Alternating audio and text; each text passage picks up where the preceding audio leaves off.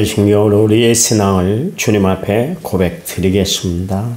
나는 전능하신 아버지 하나님 천지의 창조주를 믿습니다. 나는 그의 위라신 아들 우리 주 예수 그리스도를 믿습니다.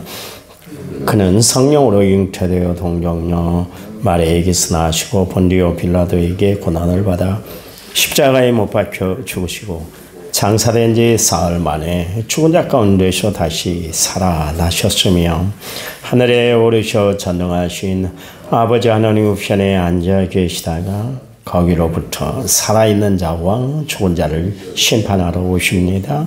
나는 성령을 믿으며 거룩한 공교회와 성도의 교제와 죄를 용서하는 것과 몸의 부활과 영생을 믿습니다. 아멘. 찬송가 292장입니다. 292장.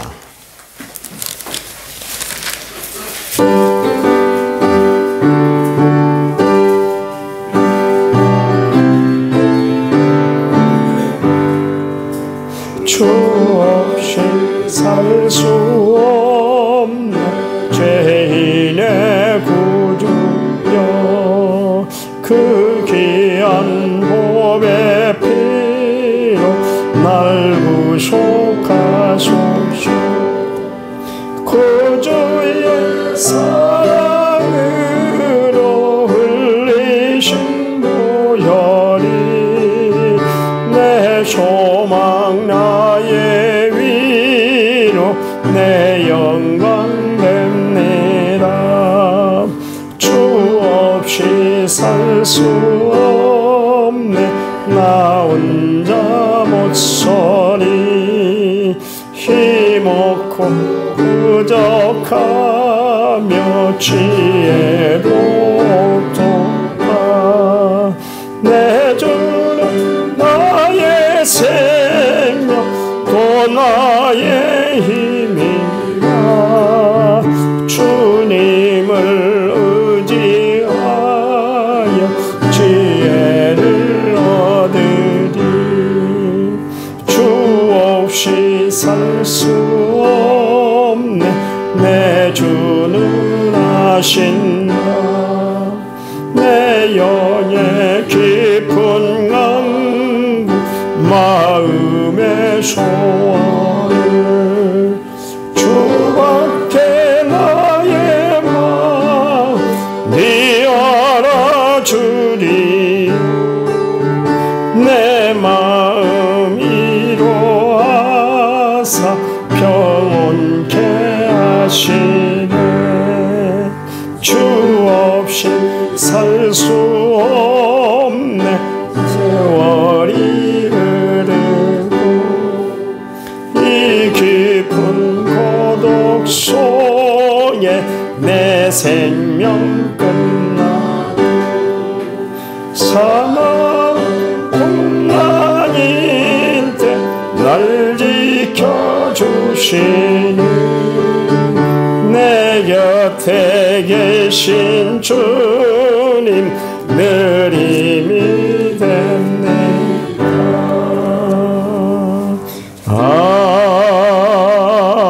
아멘.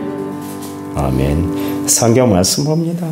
베드로후서 2장 16절에서 15절 16절 15절 16절입니다. 15절 그들이 바른 길을 떠나 미혹되어 부올의 아들 발람의 길을 따르는 도다. 그는 불의의 싹을 사랑하다가 자기의 불법으로 말미암아 책망을 받되 말하지 못한 나귀가 사람의 소리로 말하여 이 선지자의 미친 행동을 저지하였느니라. 아멘. 1차 먼저 6573번째 번을 제가 하나님 앞에 드렸습니다. 찬양 부르는데 찬양집 76번입니다. 76번 3일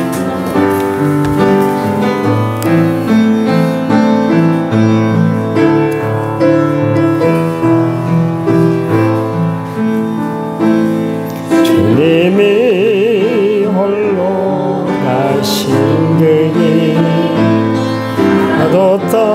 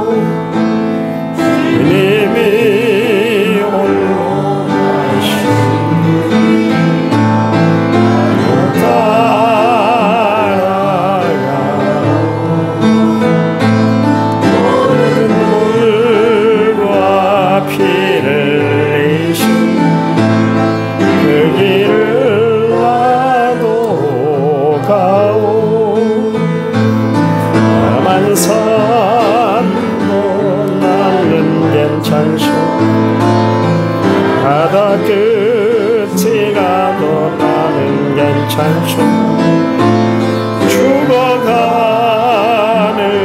자들을 위해 나를 버리기를 바라오 세상이 나를 미워해도 나는 살아가겠소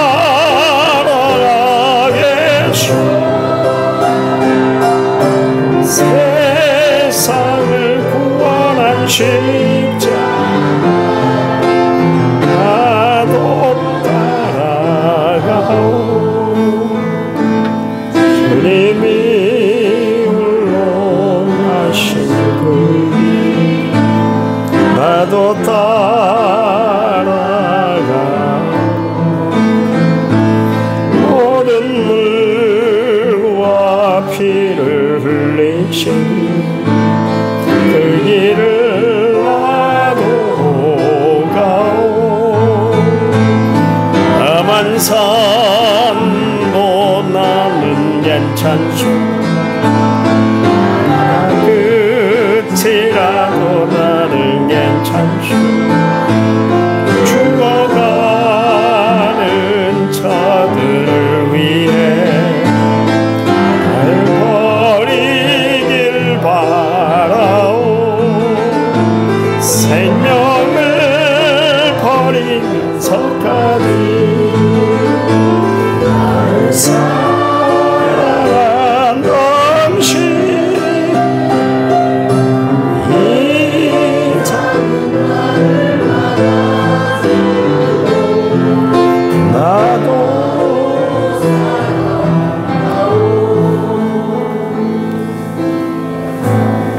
아멘. 그 요즘 주변의 사람들이 뭐 목회자를 만나도 교인들을 만나도 목사님이 살이 많이 빠진 것 같아요. 그 말이 듣기 싫어서 요즘 마구 먹었습니다. 단 것도 먹고 그냥 입에 걸리는 대로 먹었더니 아침에 당뇨를 쟀더니 570이 나왔어요. 당뇨는 철저히 자기 관리가 돼야 되는 거예요. 관리하지 않으면 금방 막 증폭이 올라가고 그러십니다. 신앙생활도 마찬가지예요. 여러분 관리하지 않으면 안 돼요. 대고 살아서는 안 되는 것이죠. 어떤 더러운 귀신이 사람에게서 나갔어요. 그리고 물 없는 곳으로 또 다니면서 시기를 구했는데 쉴만한 곳을 발견하지 못한 거예요. 그래서 나온 집으로 갔더니 집이 아주 비어있고 청소가 되고 수리가 된 것을 보고 가서 저보다 더 흉악한 악한 7 귀신을 데리고 와서 그 집에 차지했습니다. 그때 주님이 하신 말씀이 뭐냐면 그 사람이 처음보다 나중 형편이 전보다 더욱 심해졌다. 그런 이야기를 하십니다. 비워두면 안 되는 거예요. 관리를 해야 돼요. 여러분 신앙생활도 관리를 해야 됩니다. 당뇨가 관리가 돼야 철저히 내 건강을 유지하는 것처럼 마찬가지로 신앙생활 관리를 해야 돼요. 그래서 주님이 우리에게 말씀하시는데 어떻게 관리를 할 것인가. 2가지를 이야기를 했잖아요. 쉬지 말고 기도하고 늘 말씀을 가까이 하고. 2가지예요. 2가지. 영적인 관리, 신앙의 관리를 철저히 해야 되는데 그거는 말씀과 기도예요. 여러분 그래야 우리 영적인 건강이 유지가 되는 것입니다. 겉보기에는 그릇이 커 보이는데 실제로 이제 가까이 가다 보면 정말 속이 깨알만한 사람이 있더라고요. 삐지기도 잘하고 어떤 말도 못하겠어요. 그냥 삐지기를 얼마나 잘하든지 금방 성격이 막 팔떡팔떡 막 드러나는 사람들이 있더라고요. 그런 사람들은 가까이 하기에 너무나 먼 당신이에요. 그런데 어떤 사람은 어떤 이야기를 해도 다 들어줘요. 오히려 그분을 통해서 몰랐던 것을 깨닫게 되고 삶의 진리를, 지혜를 깨닫게 되는 사람이 있어요. 그 사람의 마음은 얼마나 넓던지 마음이 태평양처럼 넓은 사람이 있어요. 그 사람은 가까이 하기에 참 좋은 사람이에요. 너무나 나에게 편하게 대해주니까 포근함을 느낄 수 있으니까. 좋은 사람이란 것은 어떤 사람일까요? 남의 마음을 어지럽히지 않고 힘을 얻게 해주는 사람. 말 한마디도 마음을 편하게 해주고 행동 하나도 거스리지 않고 평온하게 해줄 수 있는 사람. 그래서 예수님이 산상보훈 중에 말씀할 때 온유한 자는 복이 있나니 그들이 땅을 기업으로 얻을 것이다. 이 땅을 차지하고 살아갈 수 있는 사람은 온유한 사람이다. 그렇게 이야기를 합니다. 하나님은 그릇대로 사용하시는 것 같아요. 큰 그릇을 준비한 사람은 크게 사용하시고 적게 준비한 사람은 적게 사용할 수밖에 없어요. 종지기 여러분 잘 아시잖아요. 종지기. 그걸로 뭐 윷놀이도 하고 그럽니다만 저희 어머님은 늘 교회를 다니지 않을 때 종지기를 정지 그 툇마루에다가 딱 샘물을 떠서 올려놓더라고요. 큰 대접도 아니고 이 종지기에 딱 올려놨어요. 종지기에는 물을 조금밖에 담을 수가 없어요. 아무리 물을 쏟아붓고 또 쏟아분다 할지라도 다 넘쳐나서 물을 담을 수가 없는 것이죠. 고린도후서 9장 6절 7절 말씀에서 그런 이야기를 하셨잖아요. 이것이 곧 적게 심는 자는 적게 거두고 많이 심는 자는 많이 거둔다 하는 말이로다. 각각 그 마음에 정한 대로 할 것이요 인색함으로나 억지로나 하지 말지니 하나님은 즐겨내는 자를 사랑한다. 그렇게 이야기를 하고 있습니다. 성경에 보면 사람이 무엇으로 심든지 그대로 거둔다 그랬잖아요. 저는 이 말씀을 대할 때마다 늘 내 자신을 경성해 봐요. 나는 정말 하나님 앞에 무엇을 심고 살아가고 있는가? 어떤 것을 나는 하나님 앞에 심고 있는가? 그것을 생각을 합니다. 성경의 사람들은 보니까 한결같이 큰 사람들이었더라고요. 요셉. 보디발의 아내의 흉계로 말미암아 엉뚱한 감옥살이를 했잖아요. 얼마나 억울하고 방통했겠어요. 그런데도 자기가 애굽의 총리가 됐을 때 자기 형제들만 용서한 것이 아니라 그 여인까지도 다 품어줬던 것을 알 수가 있어요. 요셉이 해꾸지했다는 이야기가 성경에 기록되지 않은 거 보니까 모든 것을 다 품을 수 있는 그런 사람이었다. 그런 이야기입니다. 요셉이야말로 큰 그릇의 사람이었죠. 하나님이 그렇게 귀하게 다윗을 사용했던 것은 그가 죄를 범하지 않고 말씀대로만 살았기 때문이 아니잖아요. 그런데도 불구하고 하나님이 다윗을 받아줄 수 있었던 건 뭐냐면 사울의 쫓김을 받을 때 짧게는 10년, 길게는 20년 동안 쫓기는 생활을 했잖아요. 얼마나 피할 곳이 없으면 골리앗의 고향인 가드까지 도망갔다가 거기에서 자기의 정체가 드러나서 죽을 위기에 일촉즉발의 위기를 당할 때도 있었잖아요. 그런데도 불구하고 그는 사울을 원망하지를 않았어요. 끝까지 품어줬잖아요. 하나님이 그의 큰 마음을 보시고 그를 크게 사용했던 것을 알 수가 있어요. 여러분, 우리가 살아가면서 내 신앙의 크기를 여러분은 어떤 것으로 측정하고 판단하고 살아가나요? 내가 얼마나 남을 용서하고 이해하고 내 아닌 다른 사람을 더 많이 생각하고 붙잡아주고 안아주고 살아가고 있는가? 나 혼자만 내 톨배기로 살아가는 것이 아니라 니네는 그렇게 살아, 나는 이렇게 살 거야. 삭개오, 변화되지 않았던 삭개오처럼 그렇게 살아서는 안 되는 거죠.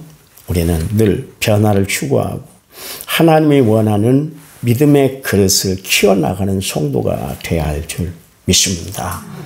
마음의 크기가 그 사람의 인격이에요. 아무리 부유하게 산다 할지라도 아무리 잘 산다 할지라도 마음의 크기가 좁아터지면 그 사람은 좁은 사람이요. 넓은 사람이 될 수가 없는 거예요. 이는 신체의 체형하고 좀 다른 것이죠. 오늘 본문의 말씀에 보니까 저희가 바른 길을 떠났다 그랬습니다. 정도를 걷지 않았다 그런 이야기죠. 주님이 문이 있는데 다른 곳으로 월담하는 사람들, 다른 곳으로 집을 들어가는 사람, 문을 놔두고 들어가는 사람들을 뭐라고 그랬어요? 절도고 강도다 그렇게 표현을 했습니다. 또 법대로 행하지 않은 사람, 불법을 행하는 사람들, 그런 사람들에 대해서 이야기를 하고 있습니다. 초대교회 안에 성도들을 미혹해하는 사람들이 있었어요. 그 신앙생활을 어지럽히게 하는 사람들이 있었다 그런 이야기입니다.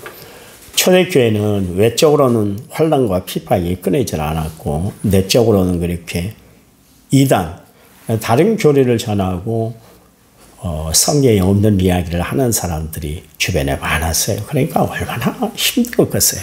신앙생활을 한다는 자체가 외적으로 내적으로 어려움을 당하고 있으니까 힘들었어요.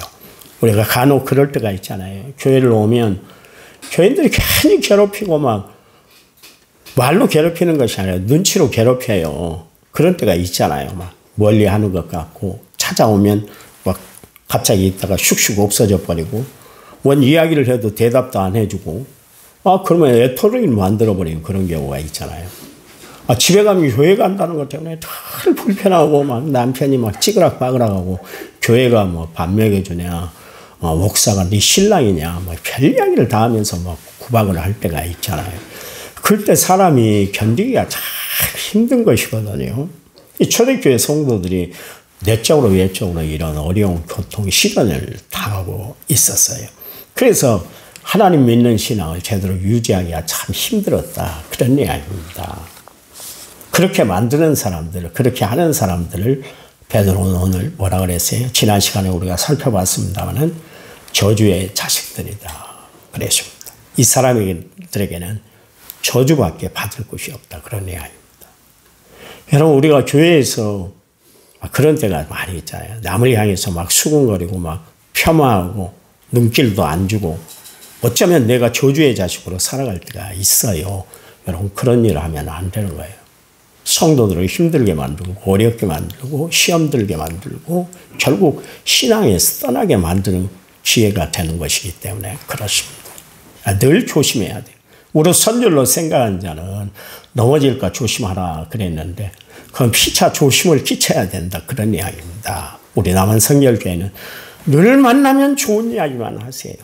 은혜로운 이야기만 하고 사세요. 그래야 하나님이 기뻐하는 믿음의 공동체, 하나님이 원하시는 교회의 모습이 될 거예요. 그런 삶을 살아가는 사람들, 그런 일에 앞장서는 사람들을 하나님은 사용하시기 때문에 그렇습니다. 그 12절 말씀에 본래 이런 사람들은 이성이 없는 짐승과 같다. 이성이 없다. 판단력이 없는 사람들이다. 이 시편 32편 9절 말씀에 무지한 말이나 노새와 같이 하나님의 말씀을 알아듣지 못하는 어리석은 존재다 그러십니다. 짐승이 하나님의 말씀을 읽을 수 있어요? 사단께 3년이면 뭐 풍어를 읊는다 그런 이야기가 있는데 뭔 풍어를 읊겠어요? 그 정도로 3년이면 알 것 알고 깨달을 것 깨닫고 산다 그런 이야기죠. 그것마저도 깨닫지 못하면 개만 또 못하다는 그런 이야기야. 바로 그런 이야기 아닙니까? 시편 49편 20절 말씀에도 그런 이야기 있잖아요. 존귀하지만 깨닫지 못하면 멸망받는 짐승과 같다. 그런 이야기하고 똑같은 이야기예요. 백날 이야기를 해도 깨닫지 못하는 사람들이 있어요. 안타까워요. 참 기도하십시오. 기도하십시오. 기도해야 하나님이 하늘의 문을 여시고 이 땅에 모든 형통의 문이 열리게 하실 거예요. 그런데 불구하고 여전히 기도하지 못하고 살아가는 성도들을 보면 안타까워요. 말씀대로 한번 살아보세요. 하나님이 살아있다는 것을 보증해 주시고 역사해 줄 거예요. 그런데도 말씀대로 안 살려고 막 힘쓰고 애쓰는 교인들이 보여요. 제가 요 앞에 서 있으면 다 보여요. 어떻게 살았는가, 일주일 동안 어떻게 살고 있는가, 어떻게 살았을까 다 보인다니까. 여러분의 삶이 어떤 것인가도 대충은 알아요. 제가 여러분 집에 가서 같이 안 산다 할지라도 여러분 행동을 보면 어느 정도 알아요. 근데 안타까울 때가 있어요. 근데 제가 한마디씩 딱 던지잖아요. 그러면 그 말씀을 한번 받아들여 봐보세요. 받아들여 봐보세요.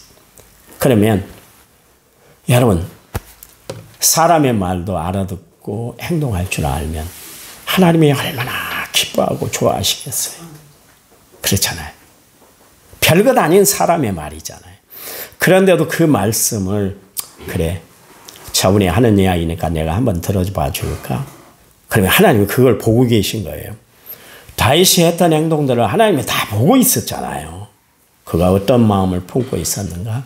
사울에 대해서 어떻게 대했는가? 요나단의 후손에 대해서 어떻게 대했는가? 하나님의 일거수일투족을 다 안 보고 싶은 것 같잖아요. 우리 생각에는 못 보실 것 같잖아요. 알지 못할 것 같지만 하나님은 다 보고 계세요.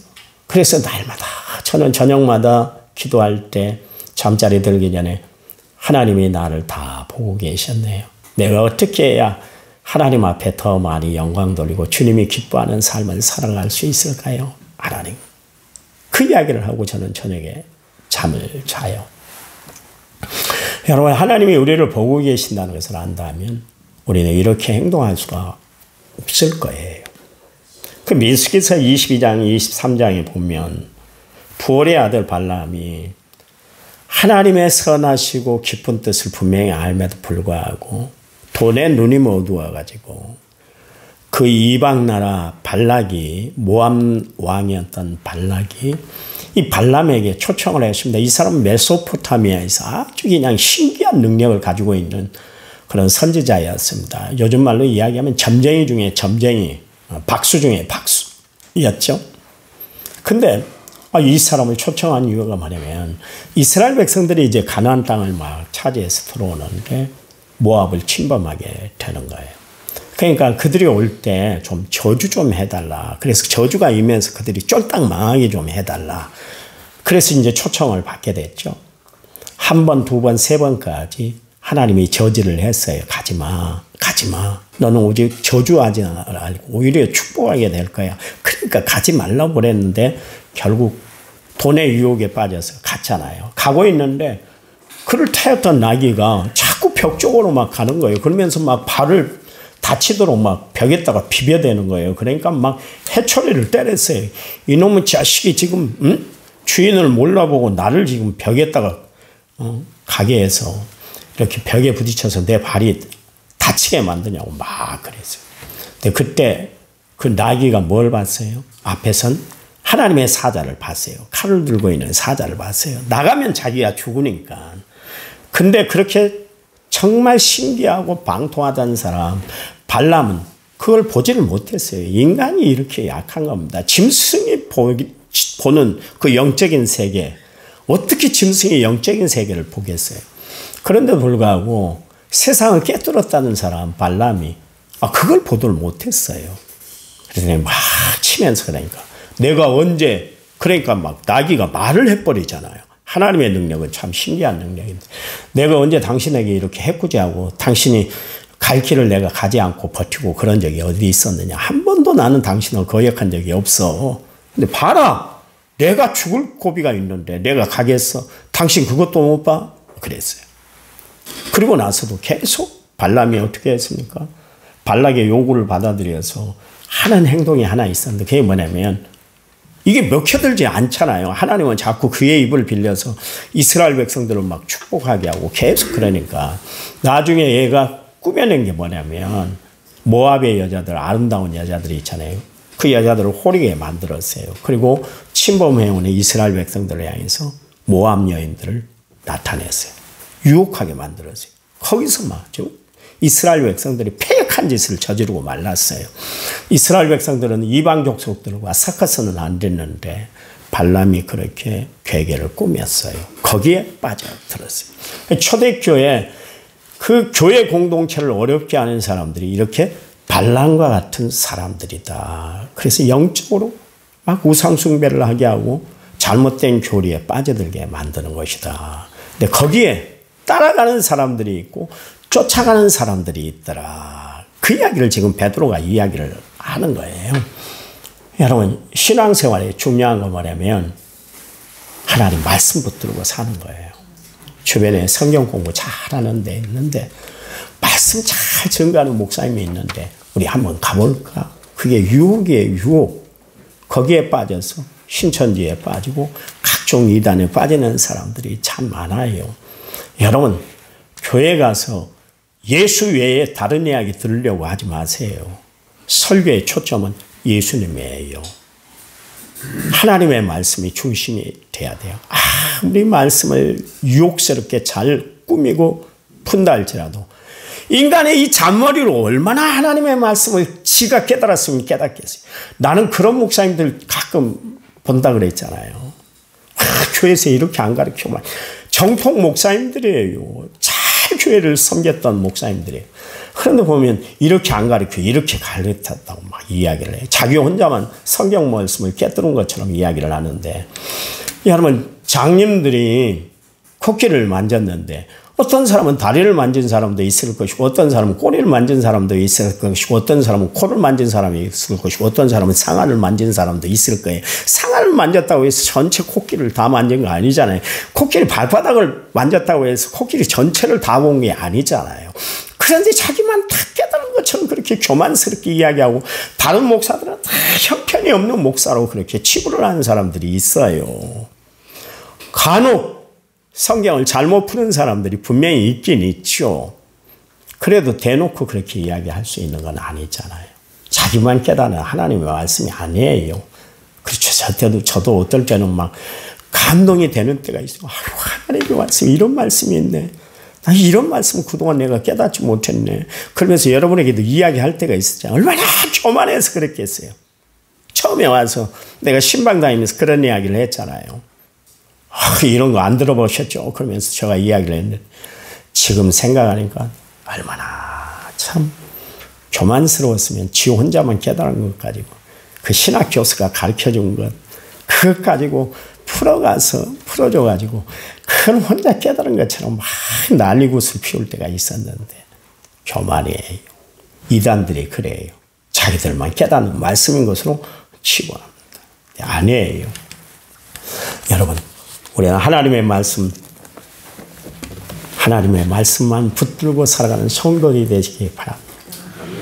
길을 가되 정도만 걸어가세요.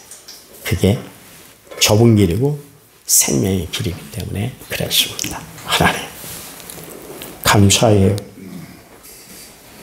하나님의 은혜, 공의로운 사랑, 베푸시는 놀라운 은혜로 날마다 감사하며 살아가는 저희를 되도록 도와주시기만 원합니다. 깨달아진 말씀 꼭 붙들고 말씀대로 살아 하나님이 원하는 형통한 길을 걸어가는 저희들 되도록 도와주시고, 이 험난한 세상 많은 사람들이 넓은 길을 걸어갈 때도 저희들은 좁은 길을 선택하고 살아가는 사람들이 되도록 축복해 주시옵소서. 주님, 함께해 주시옵소서. 역사해 주시옵소서. 예수님 이름으로 기도했습니다. 아멘. 우리 합심해서 기도합니다. 간절히 기도합니다.